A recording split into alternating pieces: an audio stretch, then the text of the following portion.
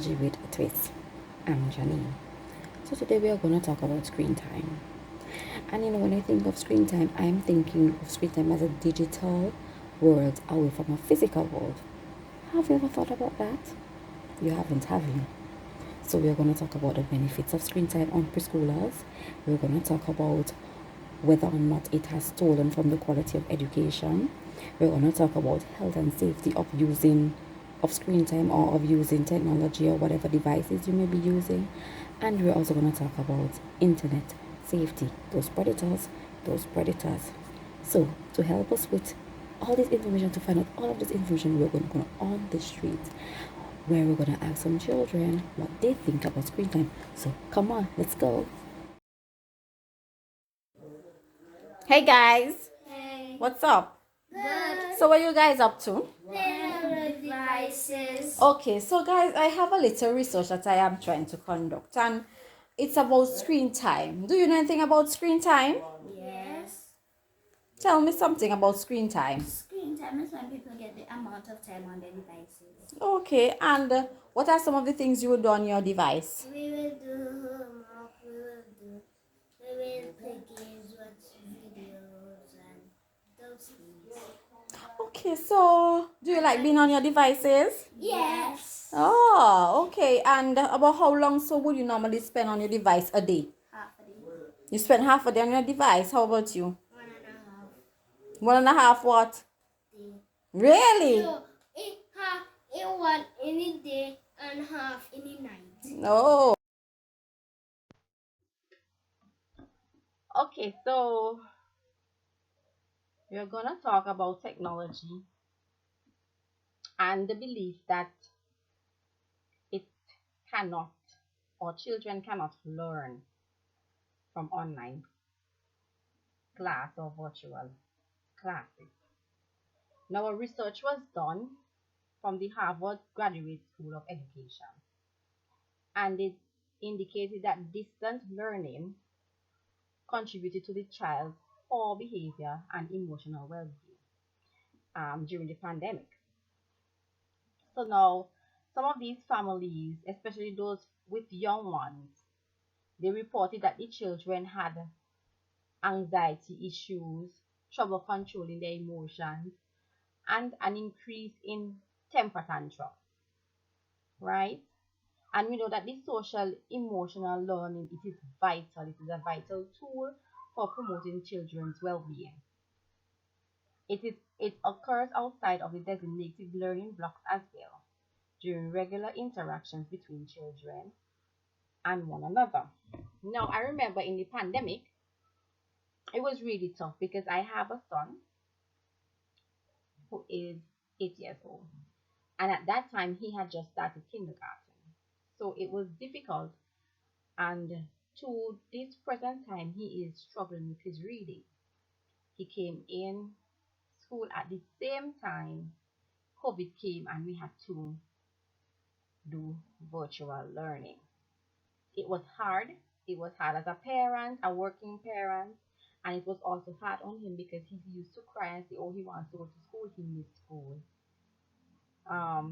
So this is just my example of how online learning can kind of deter, the child and how they learn.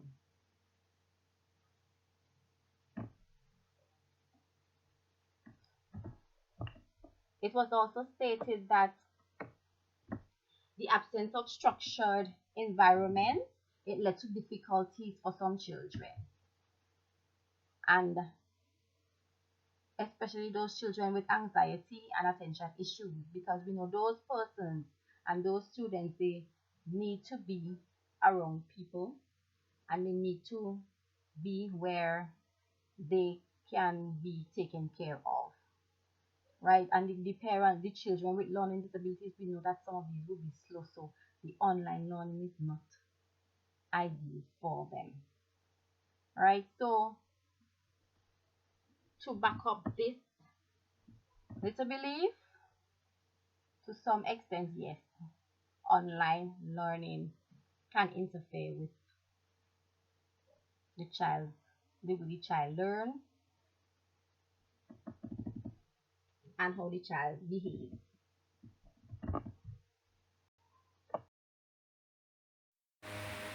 Okay, so we have 3 benefits of screen time.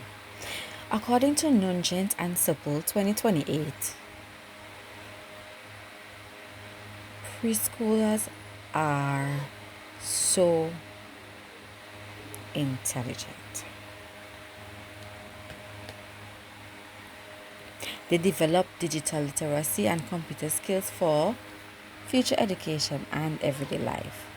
Now, the internet, it gives access to information, and it is also stated that children who have computers in their household are generally very intelligent, or they perform a lot better in academically.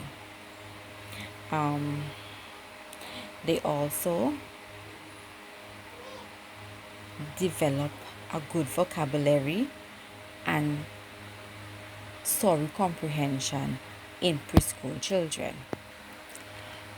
Now, screen time, it also helps preschoolers stay connected. So let's say their family or their father or mother is working, whether in my country, in the Grenadines, or maybe they're overseas.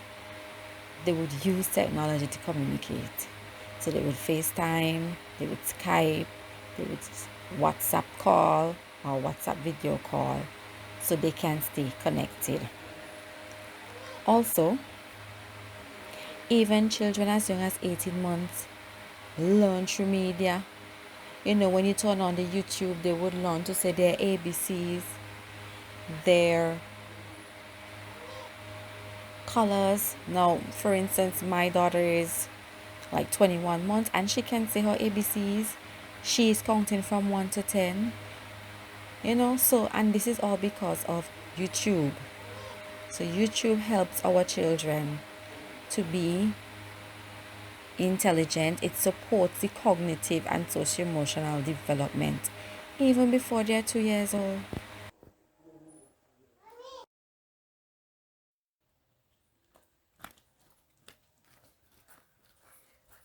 Shan, let's go play some football. Me not going to play nothing. Shan, what happens? Why don't you? Mommy want football on my tablet. But Shan, your mommy knows what she's saying. Your tablet can make you get blind, can make you get fat, and even give you skin cancer. Me care? Let's go play some football still. Me not going to play nothing. When you play football, you're getting strong and you're getting energy. How's your mommy not going to play nothing? Well, suit yourself.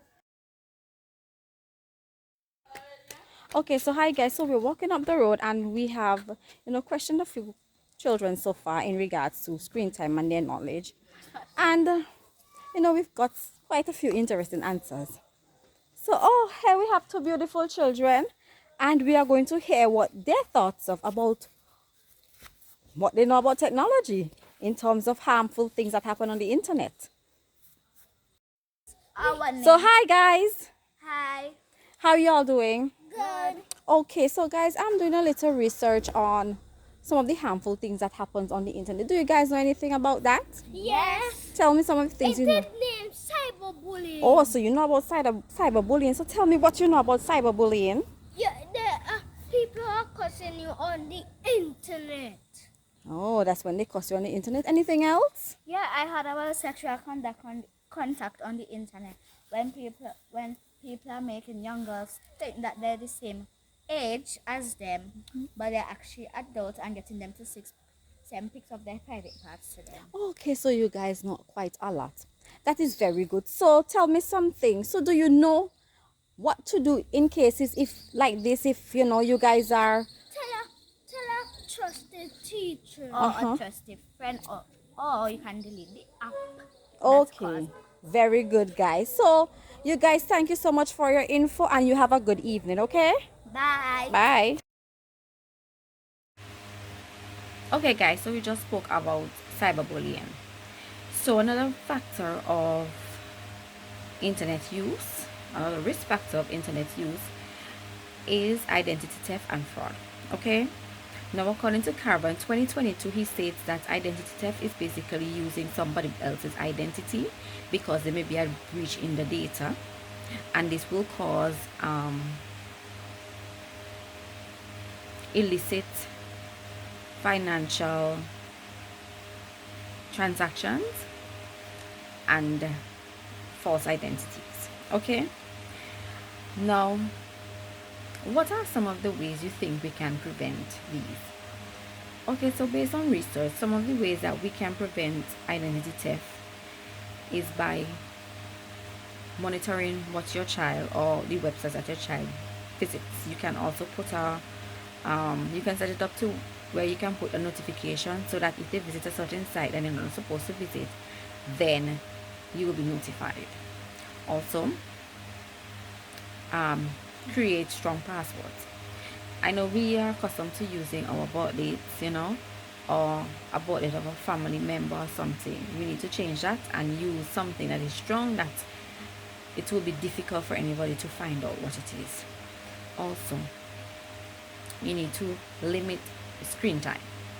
So you're not gonna have your child, as we looked earlier, and one of the guys said, one of the children told me that they would spend a day and a half on the internet. No, you limit your screen time. So if you're allowing your child to spend, say, 2 hours on the screen, then you let them know, okay, you're gonna be on the screen for 2 hours. Okay, so those are some of the ways we can prevent or limit identity theft, and we are going to move on to our next risk factor. So we as adults, we need to protect our children, and some of the ways we can prevent or reduce sexual exploitations are, we need to monitor our children. So let's say you are not in the room and the child is in another room. You need to set it up in a way so that even though you're not in that room, you can see what the child is doing. You are able to know if the child is visiting a site that is inappropriate. And also, you can download the parental control software, as we spoke about in identity theft, so that if the child visits an inappropriate site, you will be notified. Okay, whether it be parents or teachers. Also, we need to educate our children about the process of reporting. Okay, so we need to let them know how important it is to report matters like this.